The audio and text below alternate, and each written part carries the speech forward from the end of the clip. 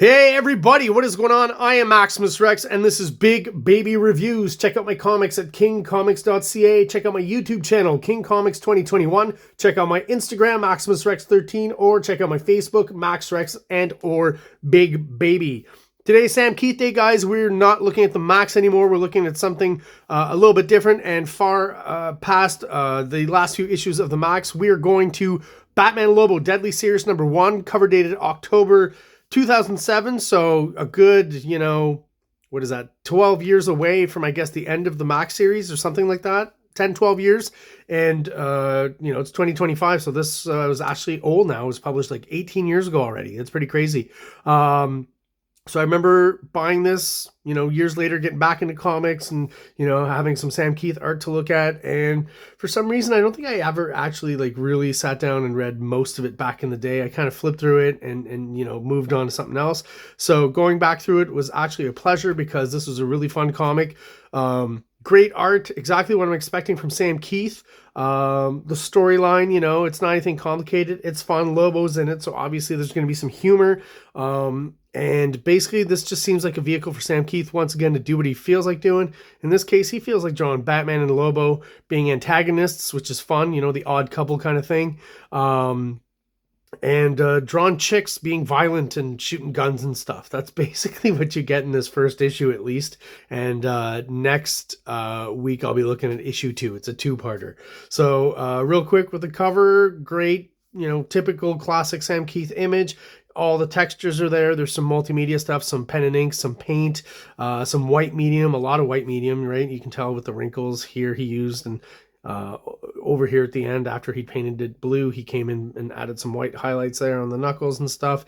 And I would say that's the foreground, right? It's pretty traditional, but then I wonder if this background here, I'm pretty sure is probably digital. I feel like that's this texture you can just get on your basic kind of Procreate program. But it works, I think, with Sam Kieth and his, again, mixed media, mixed multimedia kind of stuff. I don't see why digital can't be integrated in that because he's already doing such a wide variety of stuff in what is classically pen and ink medium with comic books. So cool cover, again, giving you a good sense of what you're going to be getting on the inside. So I'll open her up, talk about the story a little bit, the credits and all, and look at some great art from Sam Kieth. So story and art by Sam Kieth. I don't know if he's got any assistants at this point anymore. Colors by Alex Sinclair. I will say, let me finish. Letters by Phil Balsman. I can't be right. Balsman? You guys tell me how I should pronounce that, because unfortunately, Phil, to me, it's Balsman. Anyways, colors by Alex Sinclair. So Alex Sinclair colored some other stuff at DC in and around this period. I'm not sure if it wasn't like the Jim Lee run of stuff. The first Hush storyline with, who's the writer on that? I can see his face, but his name escapes me right now. Loeb. Jeff Loeb, right? Yeah, so I think Alex Sinclair was doing colors on that, but his approach on this I feel is quite different, obviously, because the artist is different and works really well with Sam Kieth's art throughout this issue. So right away I want to mention that because you'll see a lot of great colors mixing in with Sam Kieth's stuff. I don't know about this green spludge on the first page, but I'll give him a break because, maybe this is where he started, and about halfway through the issue, maybe the colors get all awesome. Or maybe this is his only misstep. We'll find out as we go along. Quick setup. Again, Wayne Manor. On my way upstairs, a terrible pounding began in my head. I find it funny the Batman would just walk up to Wayne Manor in his Batman costume. But anyways, that's what's happening here. Some interdimensional girl is talking to Batman through his head and basically saying, here's your setup. Your help is needed. You're about to be transported to a landing port in a space station 7.2 light years from Earth. When you get there, your goal will be clear. If you lose your way, let my voice guide you. And we get some cool art. This shot here, particularly on this page, I think is interesting. And with Sam Kieth, you get a varying degree of interpretation on Batman where, he will change and shift a bit. It's not as consistent as, say, like the guy who does the the style guides for DC Comics, that book that just came out recently, everyone got, Jose Luis Garcia Lopez, great artist, right? But he's a very kind of mainstream standard artist. I don't want to say standard, he's a great artist, but he's, you know, got that concise way of drawing Superman from different angles and all heroes from different angles. That's why he's doing the style guide, right? Where, you know, you would never pick a guy like Sam Kieth probably to do these types of style guides for, you know, DC Comics or Marvel Comics. Nonetheless, he's a great artist, and I like that fact that we get like various interpretations within the same comic of the same character by the same artist. You know, McFarlane was a lot like that as well, so, you know, I don't hate it. So, all right, that's the premise. Batman is shot onto the space station, meets a lady who explains that there's some sort of virus or fever that's affecting the females and they're going nuts. And basically what you'll find out is it's not actually a fever. It's just some sort of entity that passes on from girl to girl or lady to lady throughout the story, right? So right away we're introduced to Lobo. He's just kind of killed a lady here who jumped on him, he claims, but of course Batman doesn't believe him, thinks that Lobo just killed her. And there's this weird thing in this comic, I guess, where Lobo is depowered or something, or it's just assumed that Batman could take on Lobo, or, you know, find a way around Lobo's strengths, or they're, like I said, either Batman's a lot stronger or Lobo's a lot weaker than usual, right? Because to me, the idea that Batman could take on Lobo head on like this is a little, I mean, very far-fetched in as much as what I know about Lobo. He's taken on Superman and stuff like that, right? He's Superman level strength, so this seems very odd to me. But anyways, there's a quick, obviously, fight between our heroes who are going to eventually team up. And we're getting typical Sam Kieth art, interesting textures, right? Sometimes he tries different things. Like, all of a sudden, there's this Ripley kind of texture, almost pubic hairy, if I can say that, that he uses here. And I don't hate it. It works within his aesthetic. You know, the strand, the ripped up costume and stuff. Here he's going really abstract with the, you know, shapes of the cape and stuff. I feel like he's maybe channeling, because he's doing Lobo, just kind of channeling a little bit of Simon Bisley in there, in that he's not afraid to exaggerate and distort stuff, which is a staple of Lobo comics. So definitely feels doing that there. I don't know why, but this shot here, like, he looks a little more kind of redneck here somehow with Sam Kieth, or like, I don't know, he's got a James Hetfield vibe here. He's like, you know, that heavy metal bully you knew back in the day, if you're my age, right? There's always a few heavy metal bullies back in high school. Probably not so much anymore. Yeah, so basically, whatever this entity is, Lobo just, you know, killed the girl who was taken over by that entity. So it actually gets into this lady that was bringing Batman around. So she starts going nuts here. God, I'm thirsty, I feel. And she starts drinking, taking off, you know, untying her hair. And the next time we see her, you know, we'll see what's going on. But first, it's not a disease. It's a living, breathing presence. It already has a new female host. This is that female voice talking to Batman now. Batman, this entity sets people against each other. You and Lobo are wasting precious time. Stop it.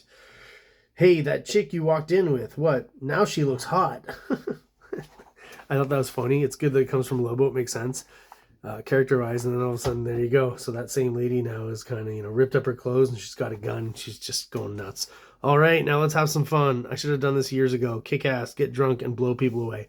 So that basic idea is what permeates the rest of this story, right? So I guess the entity that's taken over these women's bodies, that's its vibe and its motivation. So we're going to get a lot of kind of Sam Kieth bad girl art is what we're getting. So I'm not going to complain about that, because I think it's in good taste. It's not specifically pornographic or anything like that. And it's what he likes to draw, and I do find this more enjoyable than, you know, those last 20 odd issues, maybe not 15 odd issues of the Max there, where it gets really odd and weird and kind of underground, and really, again, about the secondary characters. So in this story, no matter what, Lobo and Batman are still pretty much in the forefront, right? They're always pretty much on every page. I feel like this is a bit of like, this whole page here is kind of Simon Bisley inspired. When Bisley does they have the same thing, Sam Kieth and him, where they can draw very illustrative and very, you know, classic and really fine lined and clean looking, or cleaner looking stuff. And then they'll veer into the cartoony, they'll veer into the simple, they'll even veer into like the not so great and simple, I guess is how I describe it, right? Almost like a little bit naive. But it works within their aesthetic always. And I definitely feel like it's kind of an homage to Bisley and some of the characters, maybe. I know for sure I've seen her in a Lobo comic by Bisley. So maybe these are like background characters that Sam Kieth kind of spotted and decided to throw in here. This whole, you know, the lettering and the rough kind of finish to all of it really does harken back to Bisley, but again, it's not like that doesn't work well in Sam Kieth's art. He does a lot of that. But yeah, this book, again, the story pretty simple, and we're going to be following the entity from girl to girl, basically. But yeah, all the way, I'm kind of marveling at all the art, right? And the different levels, again, that's what I like about Sam Kieth. He can get very illustrative and then very cartoony, very textural, right? Here, the girl kind of veers off into cartoony a little bit.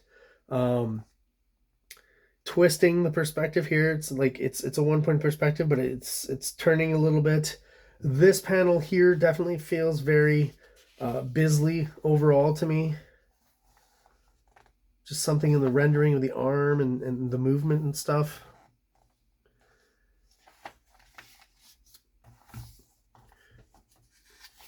Great spaceship. I don't know exactly what's going on there or what the inspiration is for that. Maybe some sort of household device. A lot of times, you know, hair blowers and stuff like that is what people use to get inspired for spaceships. Is that maybe a 2001 homage a little bit?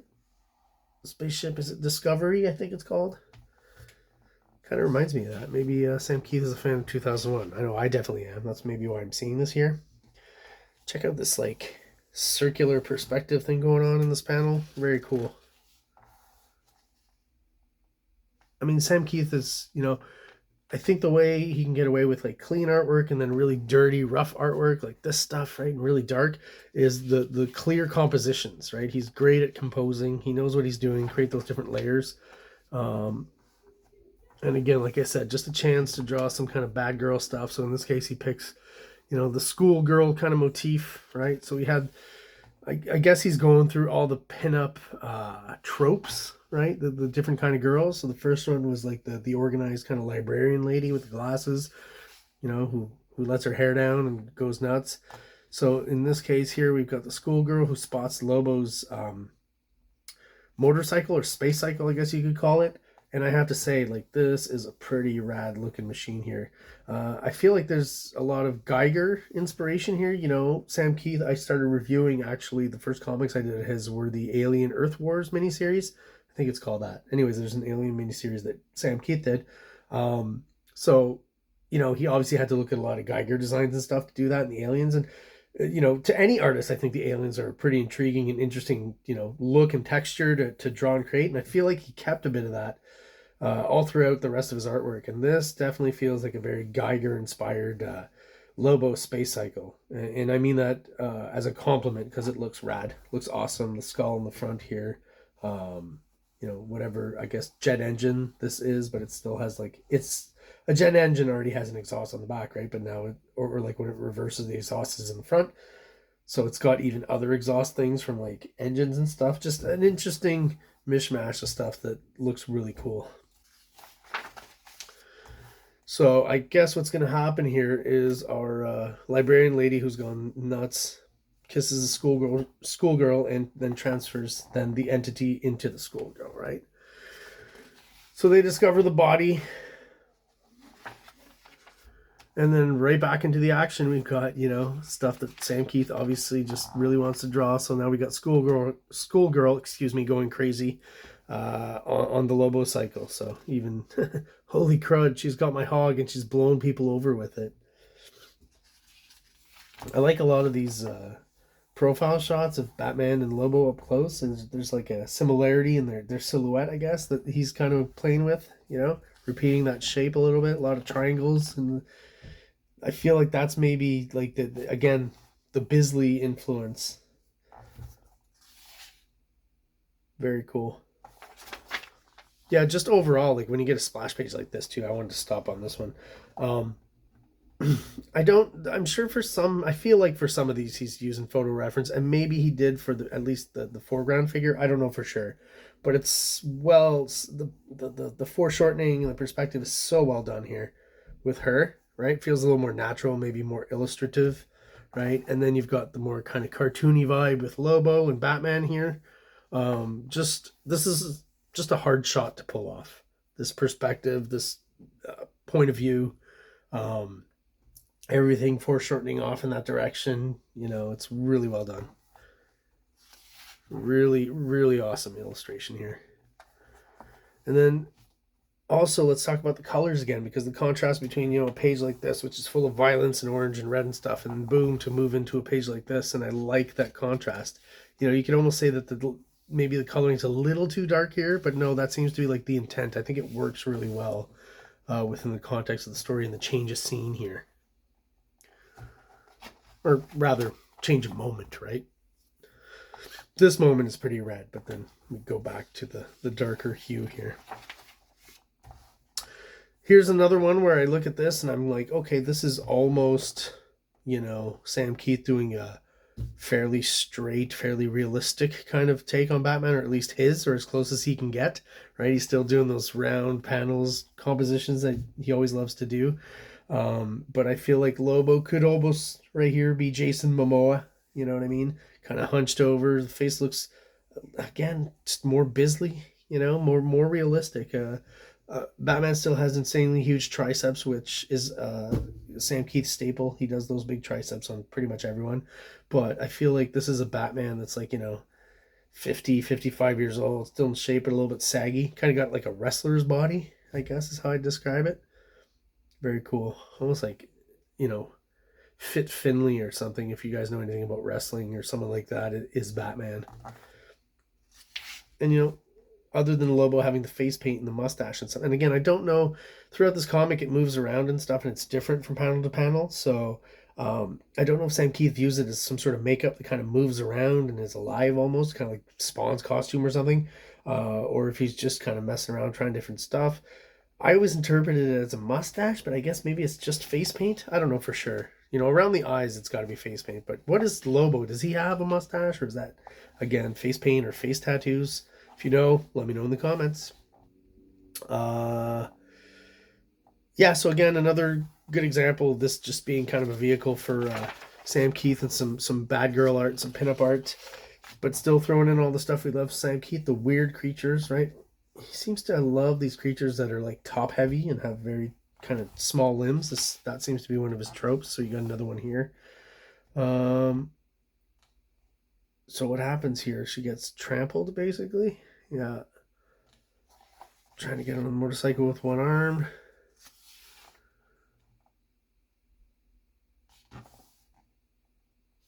This shot here I thought was pretty cool. There's just something kind of, even though it's very, you know, stylized, something naturalistic to the pose of both characters. So of course our entity here crashes and is going to still be able to, this is an interesting part because you get obviously our surprised heroes, you know, what's going on there. I can't believe it. I can't believe my bike's toast. There are guns and live ammunition all over. We've got to get that woman out of there. Elsie, come back. No one could survive that, right? So, oh, you poor kid, you'll be okay. So obviously, what is she, nuts? Didn't hire her for her brains. Okay, there's some interesting dialogue there. Miss, please step away from the body. Hey, the girl's moving. Come back towards us. You're in grave danger. She's toxic, lady. Don't let her touch you. And, you know, the leftover corpse eventually does kiss her and, of course, passes on the entity. And here's another, you know, good example with this panel here when Sam Kieth can change the art a bit and, you know, up the cartoony factor, basically. Like, this is an interesting one because that's not something you do in a profile at all. That's not realistically the shape of an eye in a profile here. So he's really doing something odd, which stands out. But, you know, it's almost like the eye becomes, rather than being realistic, becomes symbolic in this case of, like, looking back more so. Like, it's more important that you understand that he's looking back, that the eye be drawn realistically. I'll put it that way. And I mean, this may be one of the only panels where he's added the pupil as well. So there's a specific intent there, right? And then boom, some more bad girl art, right? So here's an example of where I feel this is probably Sam Kieth kind of riffing and drawing, right? Just on his own. And then here's an example where I feel like that's a pretty hard pose to draw. So he probably had a bit of photo reference for this one. And there's a few with this character here specifically, a few shots where I feel he's got photo reference. Here's another good example. The art twisted, you know, more of a Bisley vibe again here, like a minimalist Bisley panel, I guess is how I'd put it. And again, just more mayhem, more girls with guns, right? Interesting how he fattens up the contours on this shot here for the contour of the hair. I think that's pretty interesting. That works pretty well. He's got balls, Sam Kieth, with his art, right, to go rough and then to go clean, and one more rough panel. But look at the way he's depicted this alien. Although it's something, you know, not from this planet, the textures and stuff, you know, are pretty illustrative and pretty subtle on at least these creatures here. The coloring helps as well, right? Again, the coloring on this is pretty stellar for Sam Kieth art. Like, really meshes well together. So here's another shot where I feel maybe this was photo referenced. I don't know for sure, but again, these are hard shots to get, just, you know, just from imaginative drawing, if I can put it that way, right? You know, I would definitely go get like a reference picture on Google or something to help me out with those down shots and those up shots, especially. Like, even this up shot here, you know, that's not easy to pull off, because of the weird distortion on the face and the lines actually being at different angles than you think or your instincts tell you to put them. It's an odd artistic thing. Here's another one here. If that's not photo reference, then he's really done a good job on this foreshortening here. I think this shot looks amazing.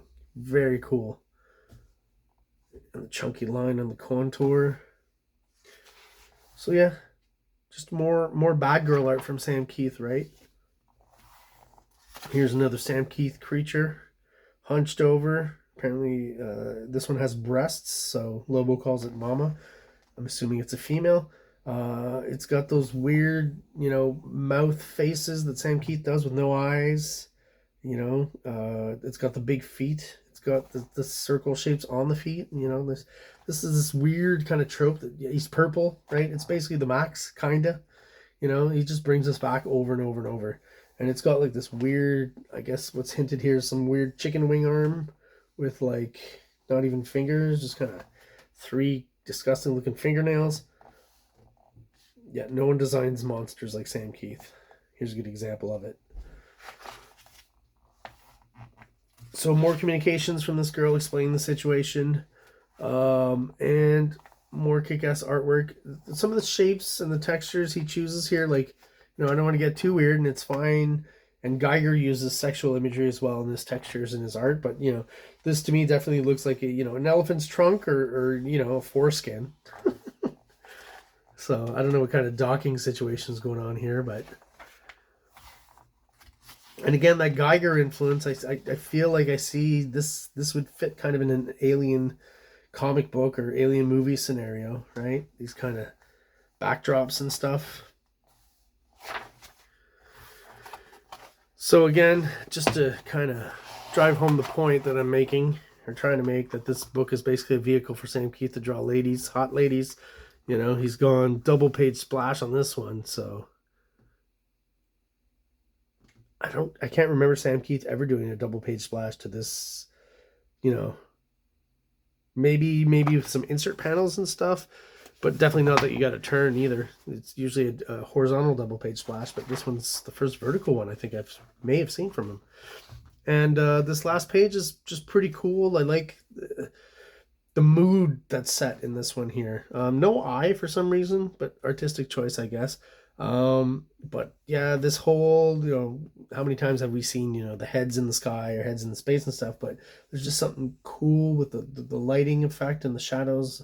I just think it's really well done here and really evocative. And again, we're getting like, even within one image, we're getting like more kind of exaggeration, cartooniness with Lobo, but then we're getting an almost realistic kind of Batman depiction, right? I can almost see a real dude wearing this mask, but then he has that creepy Sam Kieth element with the weird textures. So the forehead here, it's got all the wrinkles and crinkles in the brow, but it's like, is he got, you know, acne or like lumps and stuff on his forehead, you know?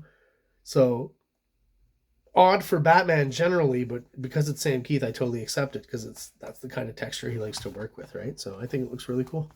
And that's it for this issue, the first of 2, Batman Lobo, Deadly Serious. If you are subscribed and you are still watching my videos, thank you so much for sticking around. I really do appreciate it. If you're watching but you are not subscribed, please do so below. It only takes a second. It really helps the channel out, helps us grow, helps get us out there to other like-minded people who are into the same kind of stuff that we are. comic books. So everyone out there, thank you for watching. Have an awesome day.